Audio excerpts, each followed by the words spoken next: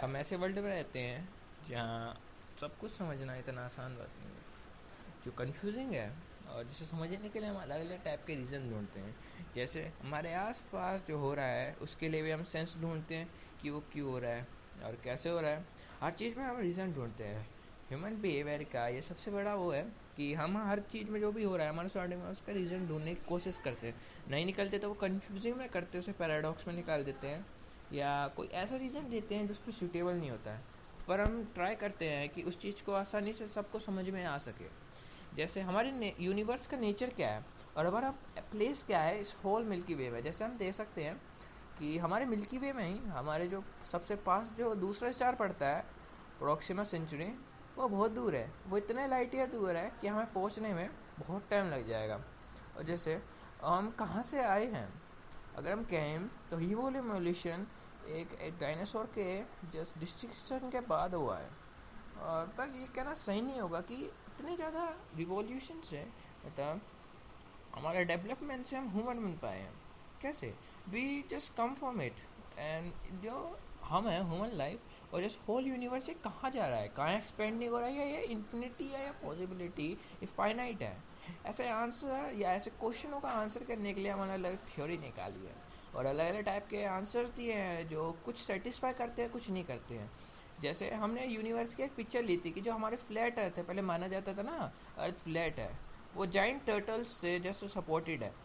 पर ये थोड़ी ज़्यादा चली नहीं। क्यों नहीं चली? क्योंकि आप देखोगे जो अर्थ हमने फ्लैट ली थी इस पर सेंटर ऑफ ग्रेविटी रहेगी सेंटर में। तो मतलब हम जो ह्यूमन्स रहेंगे वो पोल जो सेंटर है इसका, ये आप कह सकते हो जो इस टाइम इक्वेटर है उसके बिल्कुल सेंटर में होगा। हम उस टाइम खींचे चले जाएंगे और जो जो पोल्स रहेंगे एजिस उस पर कोई पहुंच ही नहीं पाएगा। क्योंकि उस टाइम पे क्या रहेगा कि हमें ये होगा जो सेंटर होगा उस अर्थ का फ्लैट वो अपनी तरफ इन सारों को अट्रैक्ट करेगा, जिसकी वजह से कोई उस साइड जा ही नहीं पाएगा। इतनी ज़्यादा फोर्स लगेगी ग्रेविटी की जिस वजह से हमें वहाँ पहुँचने के लिए एकदम मुश्किल हो जाएगा। और जो ट्राई करेगा या तो वो डिसअपेयर हो जाएगा या वो उल्टा उसी पॉइंट पे आ जाएगा। और जैसे इन चीज़ों को एक्सप्रेस करने के लिए हमारे पास बहुत सारी थ्योरीज थी। जैसे ये वाला था फ्लैट अर्थ पे जो डिसिपेयर हो जाएगा बर्मुडा ट्रायंगल जैसा है कि इसमें कुछ फेनोमेना को एक्सप्रेस करना मुश्किल है। और वैसी कई सारी थ्योरी अटेम्प्ट करी गई थी कि यूनिवर्स कैसा है, कैसे उसमें नेचुरल परमानेंटेज है और वो इवेंट है कैसे वो वर्क करता है। ये इसका एक थ्योरी निकली थी कि जो ये यूनिवर्स है ये स्पिरिट्स का कंट्रोल होता है जो ह्यूमन इमोशंस के साथ बहुत एक्ट करती है just like human like and unpredictable manners. मतलब वो अपनी तरफ से भी करती है और ह्यूमन लाइफ को भी करती है।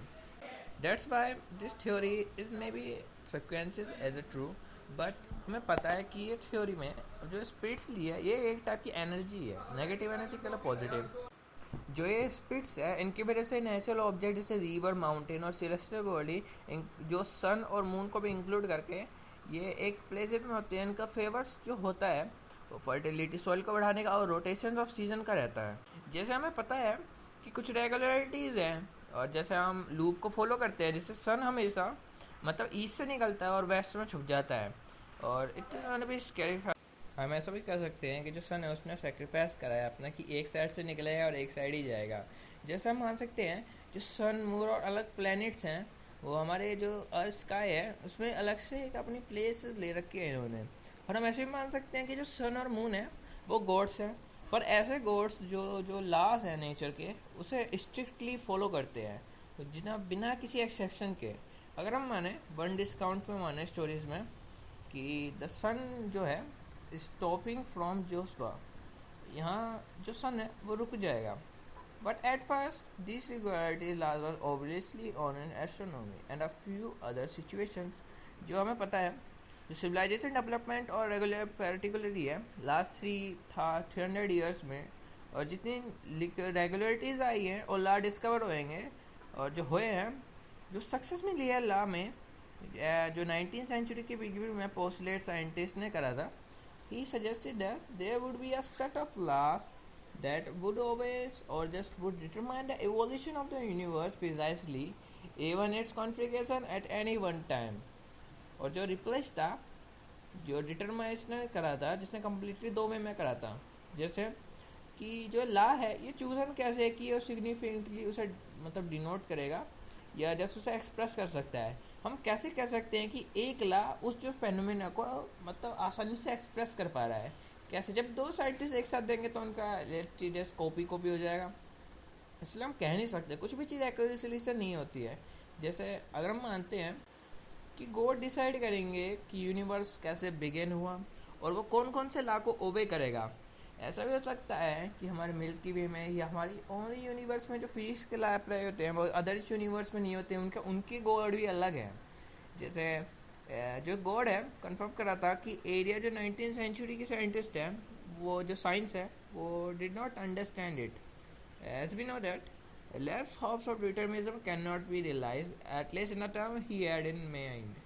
तो जो उसके माइंड सेट था एलिप्स का, वो आसानी से किसी को आसानी से समझ में नहीं आ सकता था। जो अनसर्टेनिटी प्रिंसिपल था क्वांटम मैकेनिक्स का, वो कहता था certain pair of quantity such as the position and velocity of a particle cannot be predicted with a complete accuracy. मतलब जो वेलोसिटी है और जो पोजीशन है वो आसानी से एक्सप्रेस नहीं हो सकती किसी एक्यूरेसी के साथ। मतलब हम निकालते हैं अप्रोक्सीमेटली निकालते हैं, हम बिल्कुल मतलब फिक्स नहीं निकालते हैं किसी भी चीज़ का। जैसे पोजीशन है, अब अगर हम ऊपर से वो एक बॉल ड्रॉप करते हैं या एक पॉइंट नील उसे ड्रॉप करते हैं, वो नीचे जाता रहेगा। हम ऐसे थोड़ी कह सकते हैं वो सर्टेन एक एटम पे जाके मतलब हिट करेगा, हम ऐसे निकाल नहीं सकते। इस वजह से ये आती है कि जो अनरेगुलरिटी और अनसर्टेनिटी है वो आती है। और क्वांटम मैकेनिज्म इस सिचुएशन को डील करती है अपनी क्वांटम थ्योरी से। ऐसा पता है कि अल्बर्ट आइंस्टाइन की जो फेमस थ्योरी है रिलेटिविटी, उसमें भी इसकी जिक्र हुआ है, तो इसको एक्सप्रेस करा है। और जैसे ये पोजीशन ऑफ वेलोसिटी है, इसे हम एक टाइप से पार्टिकल लेकर वेव लेकर अंडरस्टैंड करते हैं। और जो क्वांटम थ्योरीज है वो इसी मतलब लास्ट देती है इन पार्टिकल्स को वेव की तरह बिहेव करने पे। और हमने माना है पार्टिकल्स जो होते हैं वो वेव की तरह बिहेव करते हैं, मतलब लाइट जो होती है पार्टिकल की तरह भी और वेव की तरह भी। और जो क्वांटम थ्योरी है वो किसी बात का सेंस बनाती है कि जो लॉ है वो इवोल्यूशन है वेव का with time. But if we know that waves at one time we can calculate it an any other time. जो अनप्रिडिक्टेबल रैंडम एलिमेंट्स हैं जो कभी भी आते हैं, जब हम किसी चीज़ को वेव में इंटरप्रेट करते हैं इन मतलब पॉजिट्रॉन और वेलोसिटी के टर्म्स में ऑफ पार्टिकल्स, और but that is our mistake. There is no particle positions and velocities but only wave। तब कहते हैं no particle मतलब कोई पार्टिकल नहीं है, वेव में ले सकते हैं। ऐसा लगता है फिट करने की कोशिश कर रहे हैं अपने आइडिया में, और जो रिजल्टिंग मिसमैच होगा वो करेगा अनप्रेडिक्टेबिलिटी को लाएगा वो। और जो इस ट्रेंड पर रहेगा discovery of light at unable question रहता है कि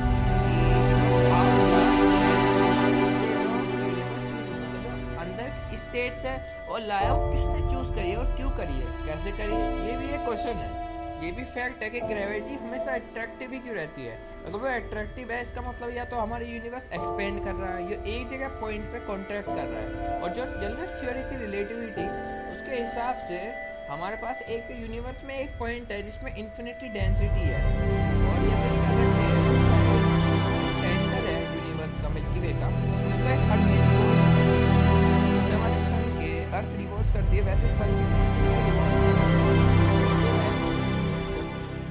पास में जो यूनिवर्स का बिगिनिंग है, टाइम का बिगिनिंग, जो यूनिवर्स है वो कोलैप्स हुआ था। देयर में be state of infinity density in the future also, that is the big crust. तो जैसे बिगिनिंग में हमने कहा था बिग बैंग, और जैसा यूनिवर्स का जब एंड होगा उसे कहेंगे बिग क्रस्ट। जैसे एक पॉइंट से हम आए हैं सारे, उस एक पॉइंट पे हम उल्टे चले जाएंगे।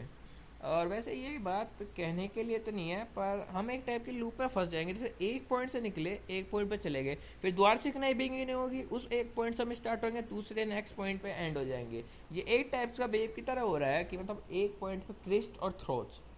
वैसे ही ब्लैक होल पे है, ब्लैक होल पे हम कैसे कह सकते हैं कि उसमें इतनी ज़्यादा ग्रेविटी क्यों है, उसका मास इतना ज़्यादा क्यों है, मतलब क्योंकि उसने इतने सारे ऑब्जेक्ट लिए, पर हम कैसे कह सकते हैं वो अपनी तरफ ही निकालता है।